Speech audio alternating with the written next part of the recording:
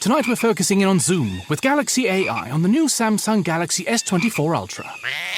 Ah, a baby tiger. Check out his claws as he prepares to pounce on that frog. Close one, but not as close as this Zoom. We can literally count the whiskers and... Oh look, Mum's here. Good thing I'm nowhere nearby. Go wild with Galaxy AI on the new S24 Ultra and zoom in on the epic day or night. Get yours now at Samsung.com.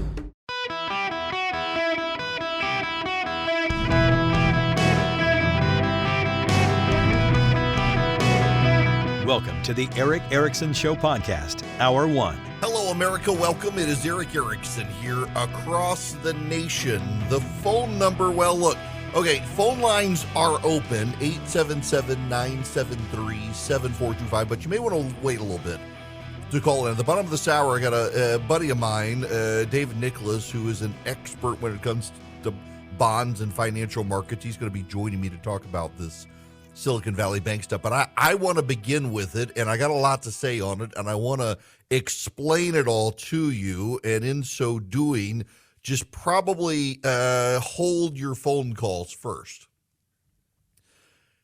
I don't think we should be bailing out the depositors of Silicon Valley Bank, and I want to explain that to you, but let me, before I do that, give you the turmoil and the review of what happened. There are a lot of people rushing to say this is about wokes and ESG. Not really. Vivek Ramaswamy, who is running for president, confirmed today he'll be at the conference, The Gathering, in August. We'll have him on stage with me. He's got a piece in the Wall Street Journal. And, you know, he's a big ESG guy against ESG, and he points out ESG, but he notes, and I think everyone should, that it's larger than that issue. So here was the problem with Silicon Valley Bank and Signature Bank, which has now been shut down as well. There's a run on banks today across the nation. The Dow is actually up right now almost 300 points. NASDAQ up almost 200 points. The reason being is because they do think this is contained. This isn't a overall collapse of banks. So here's what happened. And we've been in abnormal times. Let me start there. For the last 15 years, we have been in abnormal times with very low interest rates, historic anomaly from where interest rates normally are. Normally, interest rates are where they are now. And we moved into abnormal times. And when we moved into abnormal times, it became very hard for banks to make money drawing interest. It became very hard for you. If you are a retiree or you have a savings account, your savings accounts have not generated a lot of interest. Banks were in the same boat. When the Fed rate was basically zero, you couldn't make any money on treasuries or anything like that, so people were buying corporate bonds and the famous mortgage-backed securities. And in 2008, those mortgage-backed securities, when the housing market went wobbly, they're what brought down the collapse at the time of Lehman Brothers and the like. Most banks moved away from that, and bigger banks were able to compound money. And because of their mass amount of money and cash, actually, they were able to generate some rate of return. Smaller banks invested in corporate bonds and safer mortgage-backed securities. But when the Fed started raising interest rates last year, it became more lucrative to buy into treasury bonds where you got a higher rate of return than the corporate bonds. The corporate bonds they bought were at a fixed rate. So here's what happened with Silicon Valley Bank and with Signature Bank, also shut down.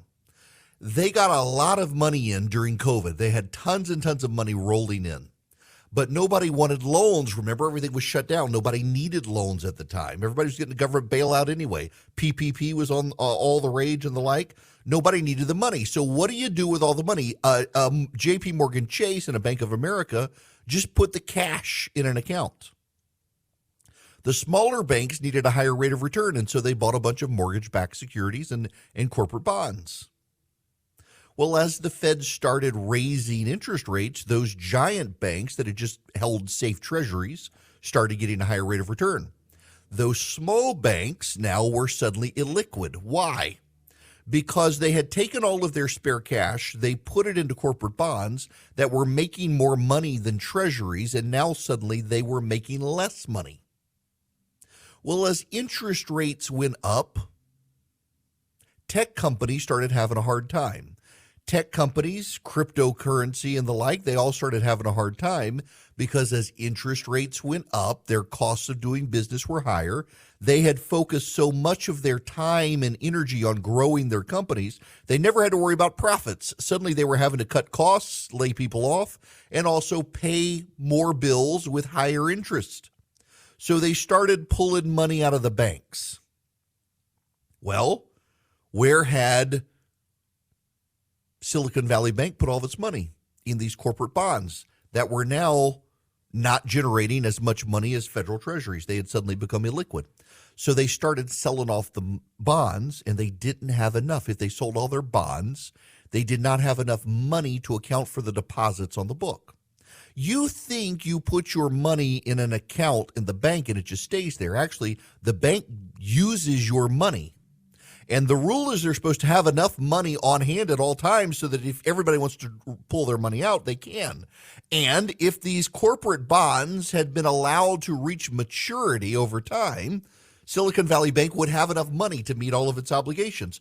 But when people want to cash out immediately, they got to divest their bonds early. They haven't paid out what they should pay.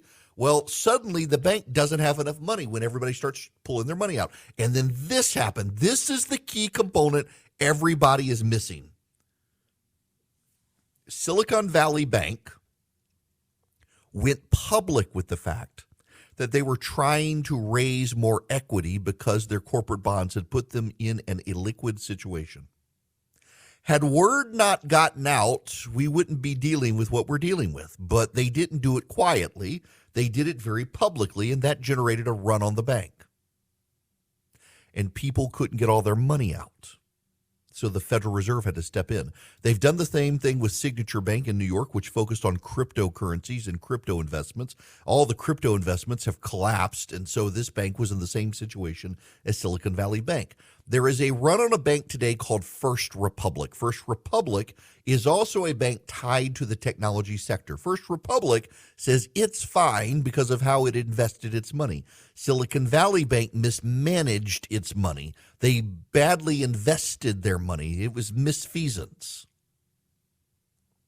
The result is a federal bailout, and they shouldn't do a federal bailout. Now, it is and it is not a federal bailout. The feds are saying they have money set aside to make all the customers whole. Normally, in an FDIC insured account, you are insured up to $250,000. All the money above $250,000, well, they got to sell all their assets and give you a portion of the money back, prorate the money based on your accounts. What the Federal Reserve is doing is saying that they have all of this excess money sitting aside, and they're going to cover all the accounts.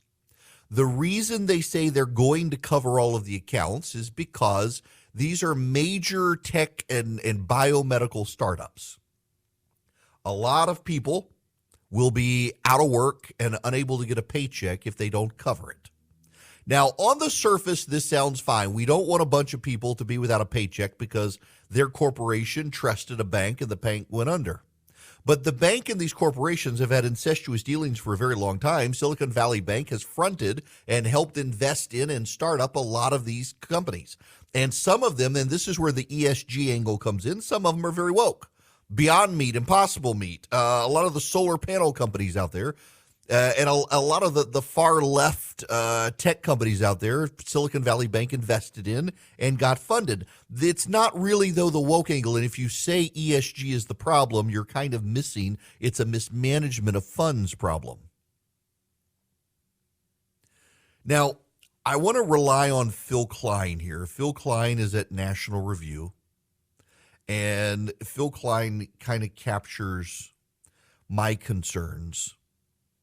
And if you subscribe to the daily show notes, and you should, I've got a lot of this broken out for you today, and a lot of these links in the show notes today, which I myself did because someone's son is in the process of being delivered today, although They started this process about midnight last night, and baby's still not here. But nonetheless, I did the show notes all by myself today.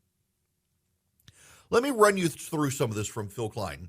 The 2008 financial collapse and resulting Wall Street bailout popularized the concept of too big to fail. The idea that certain institutions were so massive and so intertwined with the rest of the financial system, their failure could trigger a complete meltdown of the economy. While I opposed that bailout on ideological grounds, I at least recognized the tremendous risk that the implosion of the nation's major investment banks could pose on the broader financial system. But Sunday's decision by regulators to bail out uninsured depositors of Silicon Valley Bank would dramatically lower the threshold for federal intervention. To be sure, there are reasons to believe the collapse of SVB carries broader consequences. While the FDIC guarantees deposits up to $250,000, the overwhelming majority of SVB deposits exceeded that amount. It was the bank of choice for tech startups. Without access to their cash, those companies would have difficulty meeting payroll.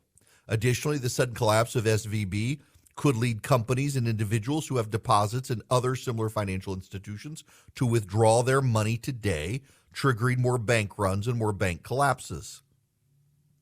Regulators are not stepping in to rescue the bank as an institution.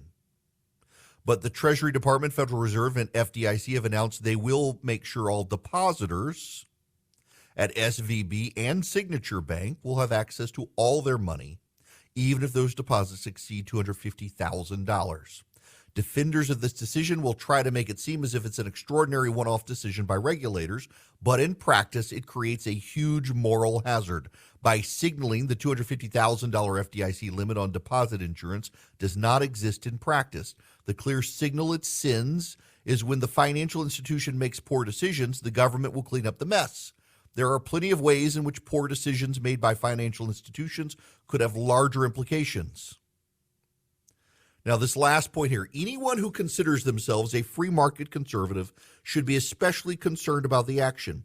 Regardless of the particulars, it will just add to the talking point that when Wall Street or well-connected tech companies are in trouble, the government swoops in for rescue.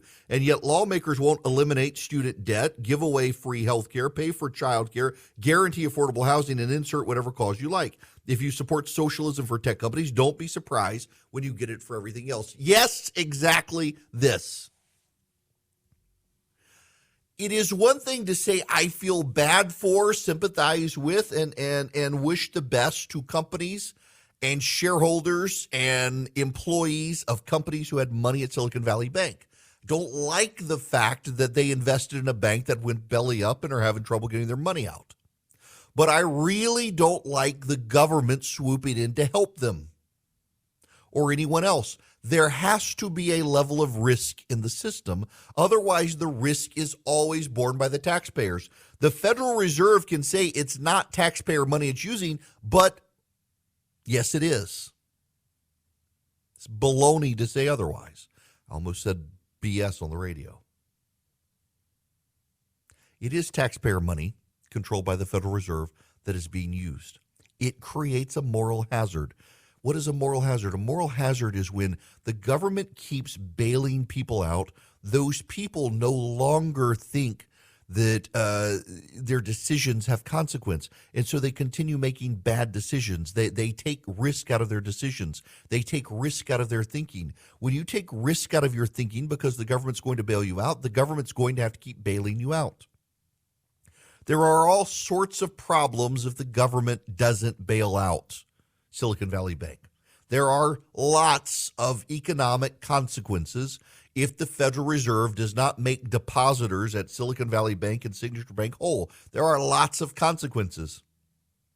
But I continue to believe and maintain the consequences are far worse by bailing them out. The long-term consequences of this is that these companies and these banks can continue doing risky things, ignoring the risk, knowing that Uncle Sam will bail them out. And that will compound their failures and increase the chances of them doing something even riskier in the future. If the federal government refused to step in and say, this is the consequence of the mismanagement, the chips would fall where they may. The free market would sort itself out. And frankly, I think the free market is in a better position to sort this out than the federal government. And I think all the billionaires begging for a bailout, they should put up their money. They should bear the risk. They should be the ones to be involved, not you and me through the Federal Reserve. So my kid has a queen-size bed. We've got a king-size bed. We got him Bull and Branch sheets, and he's used them. He had like kid sheets, and now he's old enough he doesn't want the action figure sheets anymore. Well, we got lost because, the sheets look like our sheets, except they're queen-size sheets, and they got put in our closet, and the kid was in despair. We got him Bull and Branch sheets. They've gotten softer and softer, and he's like, where are my real sheets? He refused to sleep until we found the real sheets because they're that soft. They're that good. They're made with a 100% organic cotton thread. They get softer in every wash. You can stay cozy all winter long with a set of Bull and Branch sheets. They really are that good. We have them on multiple beds in our house. My goodness, seriously, my kid, he's finally like, my sheets are for kids. I'm grown up now, and it's just a step of quality above what he had, and now he's like, can't sleep without these sheets.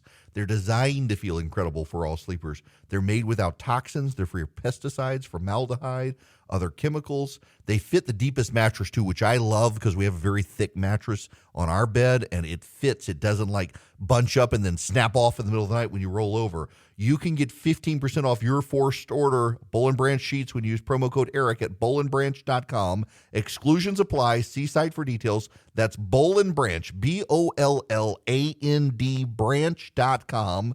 The promo code is ERIC, ERICK. Hello there, welcome. It is Eric Erickson here. I got to make a point from Vivek Ramaswamy's piece in the Wall Street Journal, just so you understand the situation with Silicon Valley Bank and Signature Bank, which I'm kind of ignoring. It just treat it somewhat the same, that they had the same problems.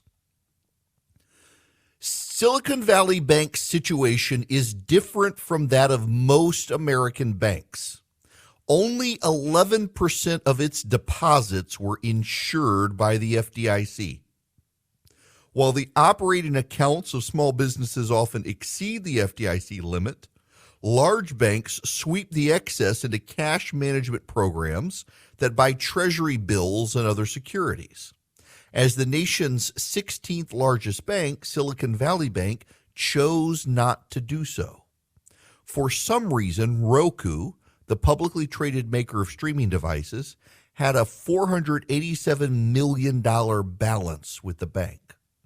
Silicon Valley Bank also had a concentrated client base of tech startups whose needs for capital were highly sensitive to rising interest rates. Yet Silicon Valley Bank itself had the highest concentration of any major bank in mortgage-backed securities, also especially sensitive to that risk factor. This is an egregious oversight specific to Silicon Valley Bank.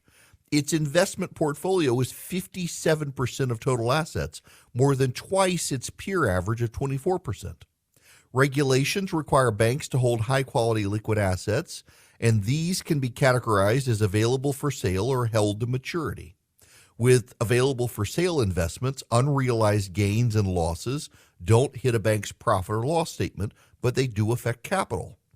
Booking bonds in held to maturity prevents gains and losses from showing up at all.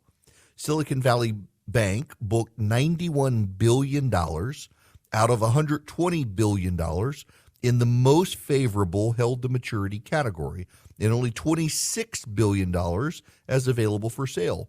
Why would the bank hold only $26 billion in AFS when it knew it had a concentrated high-risk deposit base?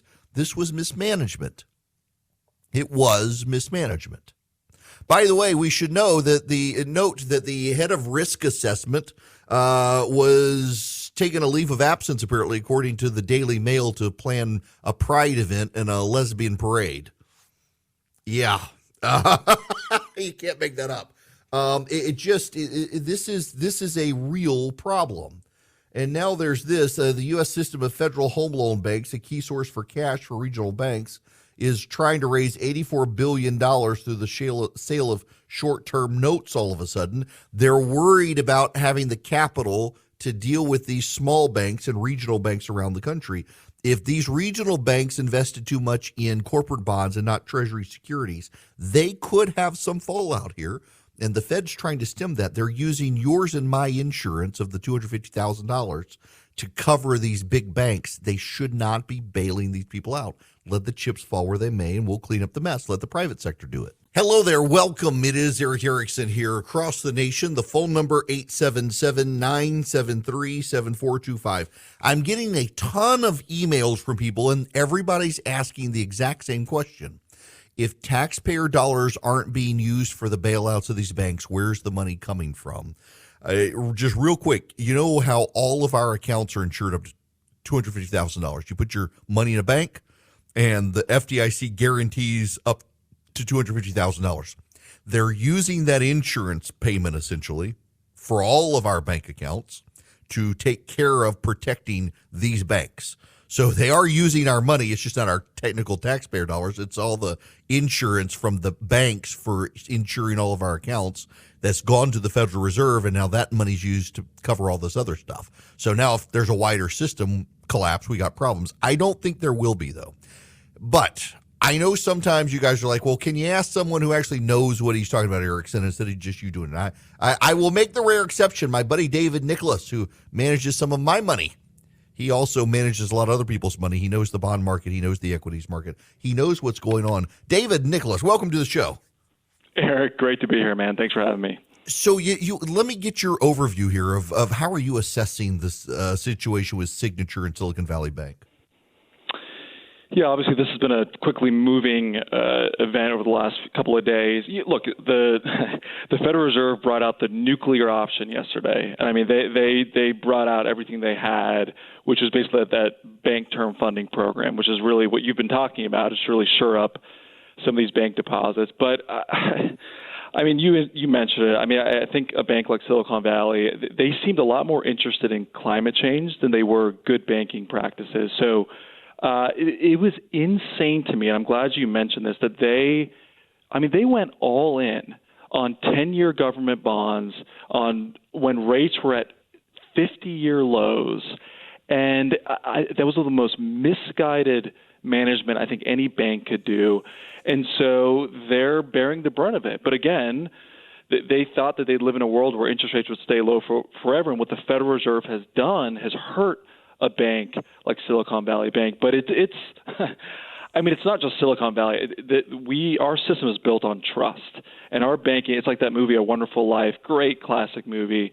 But there's that scene where everyone goes to the bank at the same time, try to get their money out. The money's not there. I mean, it's important for us to understand we're not scared. We don't want to be alarmed. But banks generally keep 10% or less of deposits of depositors' money at any one time. 90% of it is loaned out in buildings and real estate. They buy some government bonds with that money. And so, I mean, FDIC insurance is great, but if there's a true crisis, Eric, I mean, FDIC is not going to be there to cover the shortfall. So it's really important for our listeners and Americans just take control of their own finances and personal responsibility and know you probably shouldn't have more than $250,000 at any one bank. I don't care how big they are. It's important to be diversified. Yeah, okay. My wife and I had this conversation this weekend of, I mean, should you just have like multiple bank accounts and never have more than $250,000 in them? And my thinking is, well, yeah, that's fine. But if you're as wealthy as I hope to be with your help one day, David, we're going to have like large sums of money spread out across the financial sector. And how do you keep up with all of it? I mean, what do you, we're talking about a very small portion of the listening audience right now, but for very wealthy people, how do they park their money? Right. And again, in a perfect scenario, and the probable scenario is your money inside banks are fine. Over $250,000 are fine. We're talking about a scenario where there's a crisis. And I always say, look, we don't hope for that, but you plan for that. And so generally what wealthy investors will do, and again, you can still be middle class, and you just sold your home, and you have $500,000, $500,000 that you don't know what to do with yet, so you stick it in your bank, right? And that happens more times than I think we may realize in our life. But you can buy U.S. Treasuries. So one of the things that we've been talking about with you before, Eric, is Treasuries are a great place to invest money over that $250,000 limit. We did start an ETF that is a Treasury ETF, which is the ticker symbol is FIAX, but it does own Treasuries. But You may be saying, well, wait, isn't that what Silicon Valley Bank bought? Didn't they buy treasuries? They went out and tied their money up in 10-year treasuries, locked it in. You don't have to do that. You can buy short-term treasuries, 1-year or 2-year treasuries that are still yielding close to 5%. So anything over those 250 limits, you're really going to want to look at a safe assets like treasuries. But look, what we just witnessed over the last couple of days, it doesn't mean the coast is all clear, and I still have quite a few concerns going forward just for the economy and for banks in general. Okay, so let me back up now and circle back to you on the $250,000 FDIC limit and the Fed's nuclear bomb, nuclear option as you characterized it. Yep. So I'm worried about the moral hazards here, and I have been for a while. I've had these conversations with former Senator Loeffler and others that when banks like Silicon Valley Bank, its depositors in the tech sector and others know that the Fed will step in to bail them out of their situations, it seems just from my rudimentary vantage point, and where I'm no expert on this, that you start deleting risk calculations from your equations, knowing, well, if we screw up, the Fed will bail us out. And then that just perpetuates the problem in my mind. Am I wrong on thinking that way? No, you're spot on. I mean, any time, whether it's the Federal Reserve or the federal government intrudes into the free market, it skews incentives, and that's exactly what you're describing. And so, as depositors, right, if you think it's a risk-free that any decision I make, any bank that I use, I can be incentivized because banks like SVB incentivize depositors of these venture funds to put more money with them because they got sweetheart deals on mortgages. They got to take loans against their stock if they put more money in SVB. So you incentivize that type of behavior when depositors or investors think there's no risk.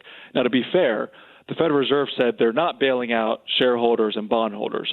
So any stockholders of SVB got completely wiped out. Bondholders got completely wiped out, but they are bailing out the depositors, and that is important. And again, our banking system is the safest in the world, but I just think that you incentivize bad behavior when you have this blanket, which is basically what the Federal Reserve did. They said, don't worry about where you put your money.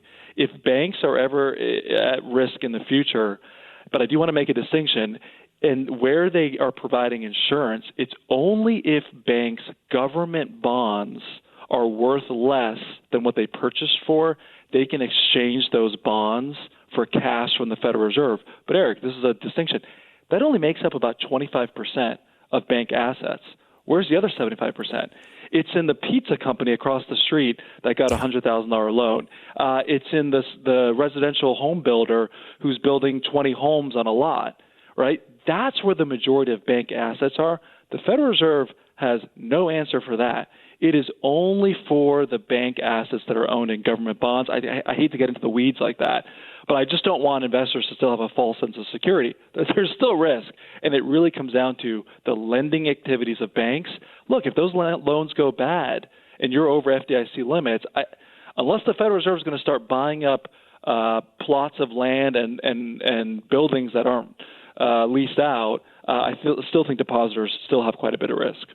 Okay, so you mentioned the lands. I talked to a lot of people at the end of last week trying to get a sense of this.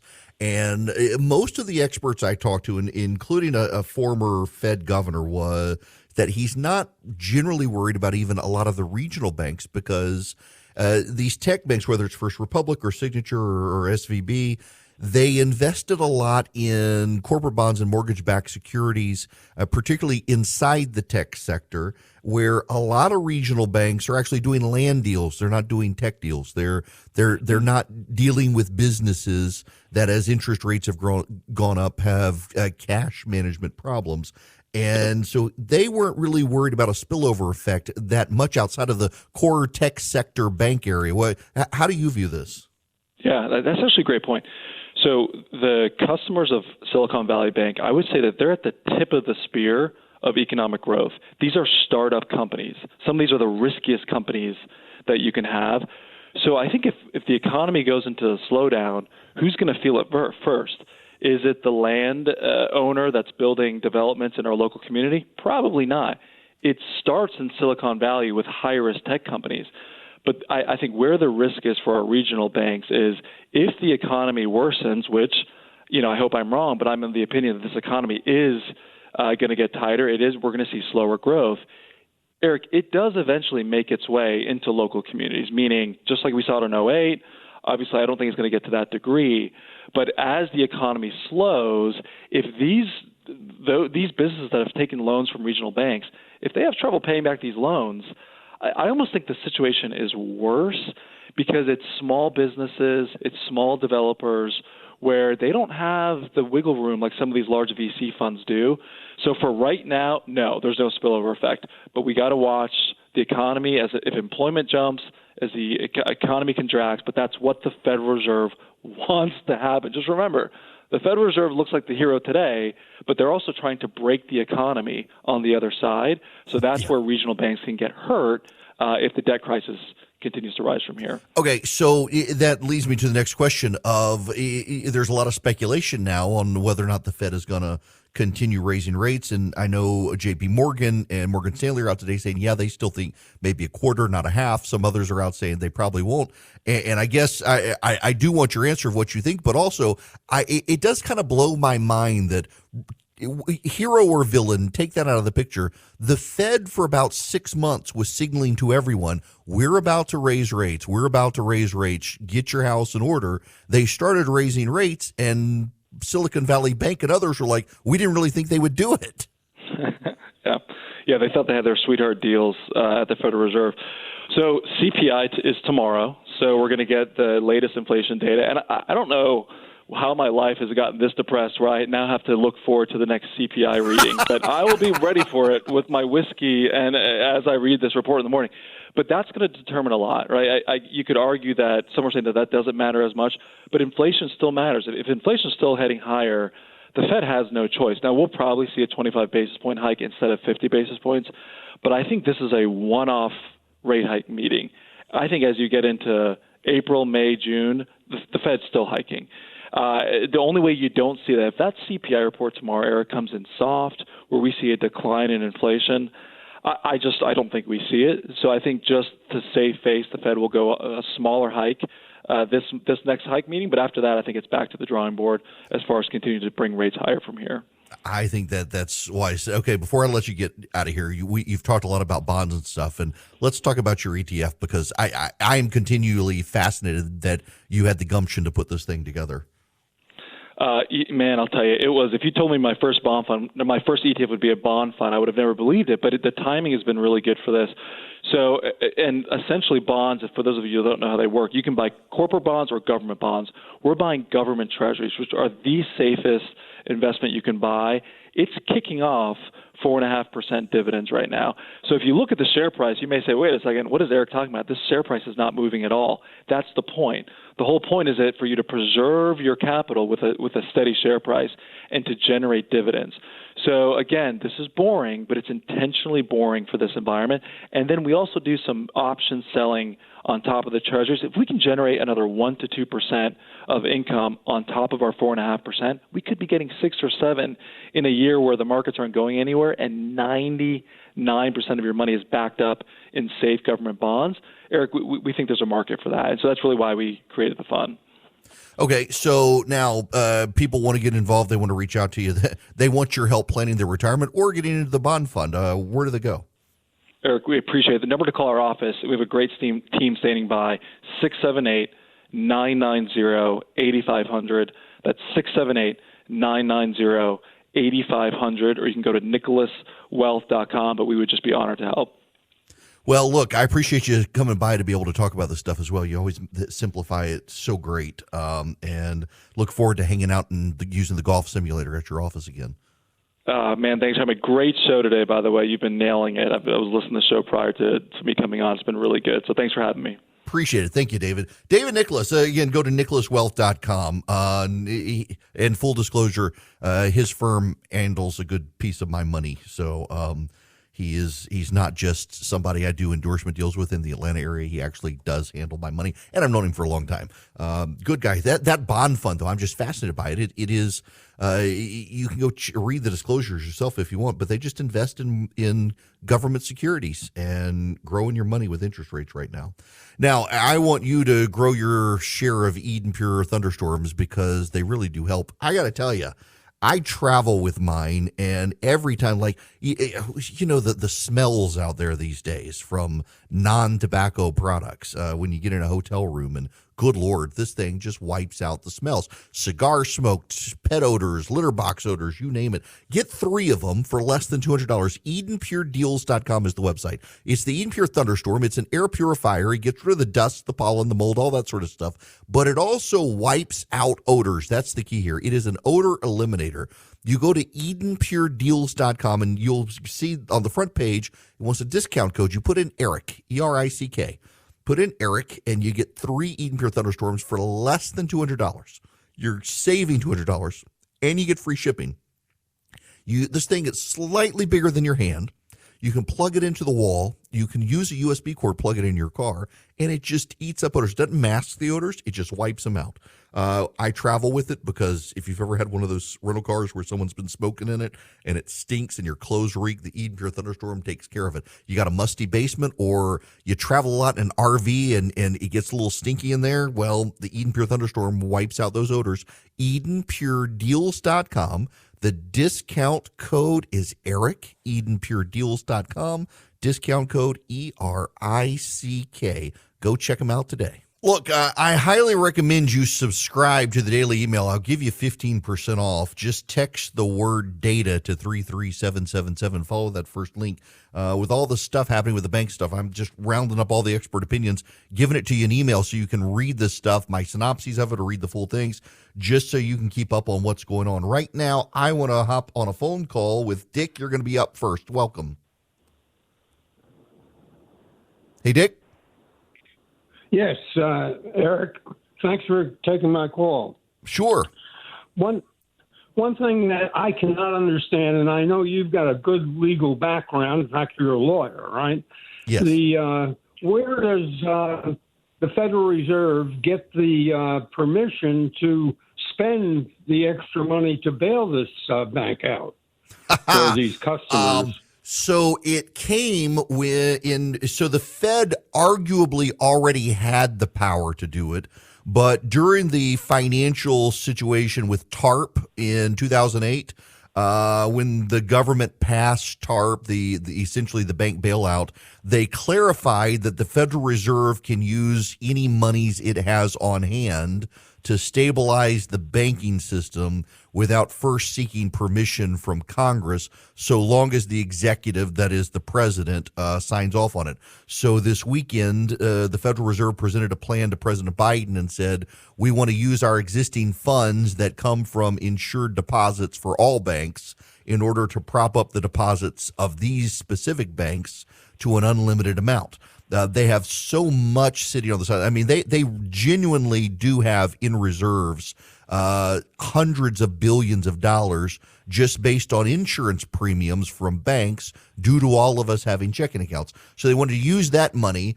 And the reason they did, and this is important to understand, whether we agree with it or not, and I don't, but whether we agree with it or not, the key point here is they don't believe this spills over to wider banking systemic problems. So they can do this. They will be repaid the money, and they'll be able to make everything work.